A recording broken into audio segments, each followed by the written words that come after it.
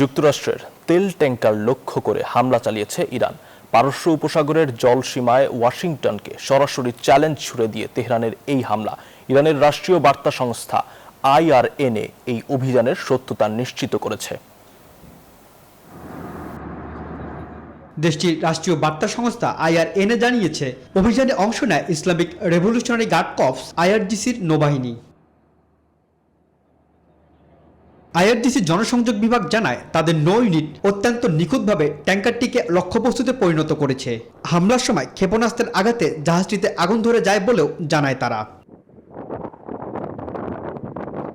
IRGCর দাবি, এই ধরনের অভিযান তাদের সামরিক সক্ষমতারই প্রমাণ। পাশাপাশি এটি মধ্যপ্রাচ্যে মার্কিন আধিপত্যের বিরুদ্ধে একটি কঠোর সতর্কবার্তাও। বসুন্ধরা টিস্যু, অশুদ্ধতার বিরুদ্ধে এক বিন্দুও ছাড় নয়। বিশ্লেষকদের মতে, পারস্য উপসাগরের উত্তরে এই হামলার মাধ্যমে কৌশলগত বার্তা দিতে চাইছে তেহরান। বিশেষ করে গুরুত্বপূর্ণ সমুদ্রপথ হরমুজ প্রণালী ও এর আশেপাশের এলাকায় নিজেদের প্রভাব ও শক্তির অবস্থান বিশ্বকে জানান দিতে এই পদক্ষেপ।